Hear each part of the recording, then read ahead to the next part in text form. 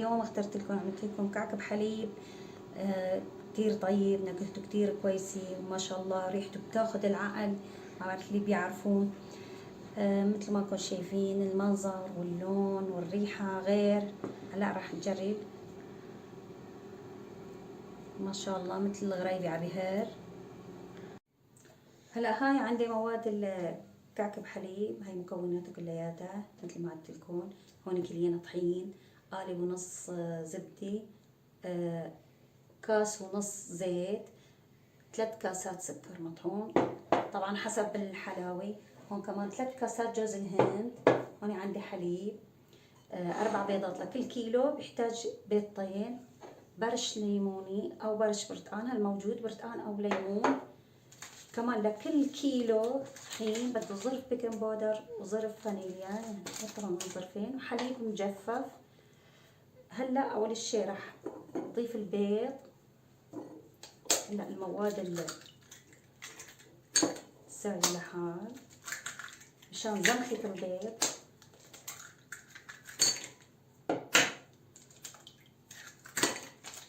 مع البيض راح اضيف الفانيليا،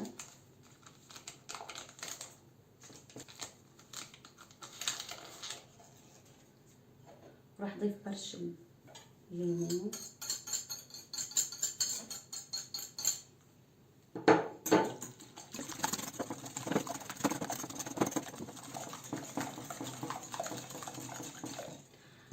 لاعطيكم معلومة، راح اضيف مع البيض تقريبا يعني شي معلقة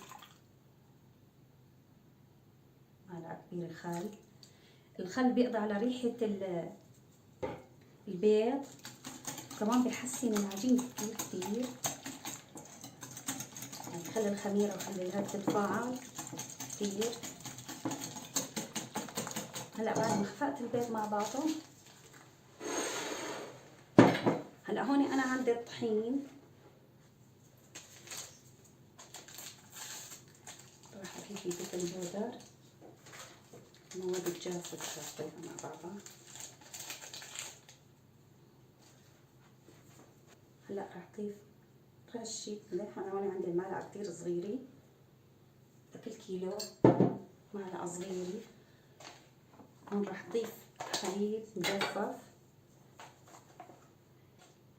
كمان لكل كيلو راح اضيف معلقتين كبار، للكليين 4. بينكه العجين كتير، لان بصير بيض ما حليب ما استعمل كتير، ما ياخو معي يعني حليب كتير، لان الزبدة فيها سائل. هلا راح اضيف الزيت.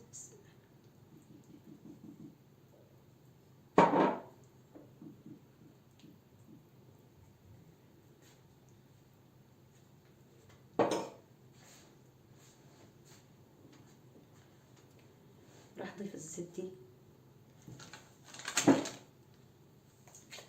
طبعا الزبدة انا بحرارة المطبخ حطيتها.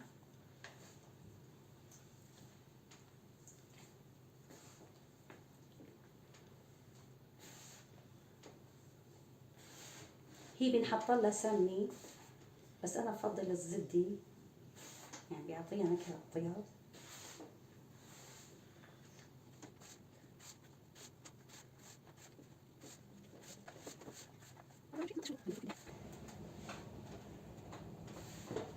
هلا السكر المطحون راح اضيف.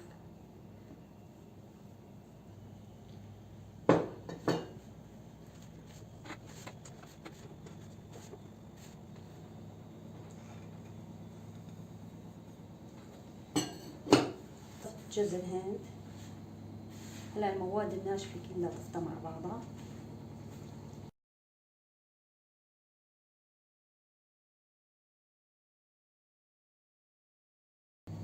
هلا بضل بس بالعجينة حتى تتجانس مع بعضها، الزيت مع الزبدة.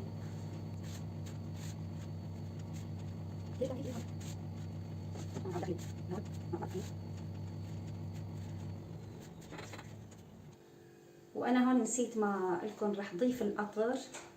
لكل كيلو 5 معالق قطر. أنا الحين طاقلين يعني أخذ معي 10 معالق قطر. مثل ما قلت لكم القطر بيعطي العجينة لون، يعني لازم ضروري كتير.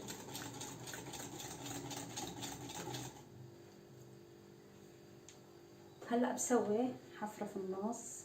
طبعا لا تواخذوني صار عندي كتير صغير، بدي كتير يعذبني العجن. راح اضيف البيض، هلا راح اضيف الحليب بالتدريج. طبعا راح اضيف هلا كاس كامل. هلا ببلش الخلط. مثل ما بنعرف كل الحلويات ما بنعجنها عجن مثل عجينة الخبز او السمبوسك، لا. هلا انا ضفت لها كاس صوت حليب. شوف هلا ايش قد بياخذ معي. انا ما راح اضيف الحليب السوائل كثير، مثل ما حكينا حسب الطحين. في طحين بياخذ كثير سوائل، في طحين ما بياخذ. بنعرف الزبدة فيها سوائل، والبيض كمان سايل، حطينا الخل والقطر.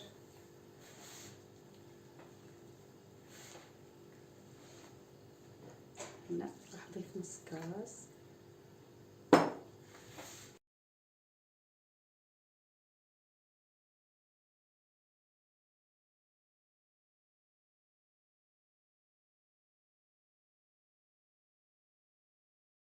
هلا جهزت معي، اخذت كاسين ونص حليب وكاسين ونص زيت وقالب ونص زبدة. طبعا لا تواخذوني لان الصيام اخذ علي شوي. راح اكتب لكم المقادير بالوصف.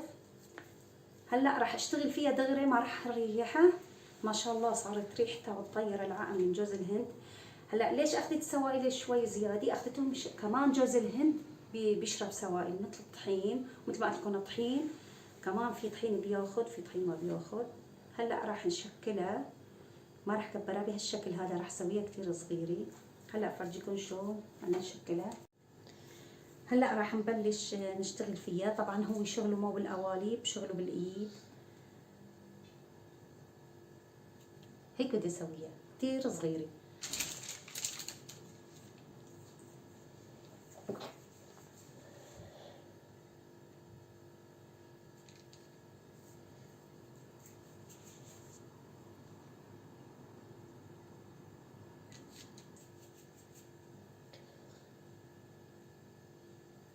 كثير بدي اسويها صغيرة. بعدن شوي عن بعضهم لان فيهم بيكنج بودر. بالشكل هذا تصير معي.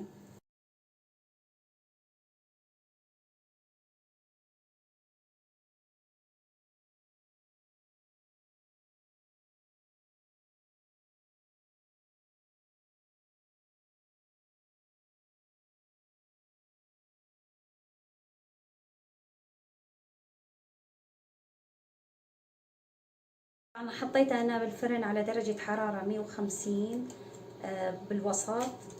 واخذت معي يعني ما اخذت كثير، تقريبا ربع ساعة ما اكثر. هيك انا هيك بدي منظر، يعني شوفوا ما شاء الله طلعوا. هلا هاي الشكل النهائي بعد ما انتهينا منه. ما شاء الله الريحة خيالية والطعم كثير كثير طيب وبدوب بالدم. طبعا جربوه ما بتندموا. انا اولادي كثير كثير بيحبوه، على طول بسويه. ما شاء الله ريحة جوز الهند مع قشر البرتقال، قشر الليمون، يعني ريحة بتاخذ العقل. واهلا وسهلا، ولا تنسونا بالاشتراكات واللايكات. انتظرونا في فيديو قادم.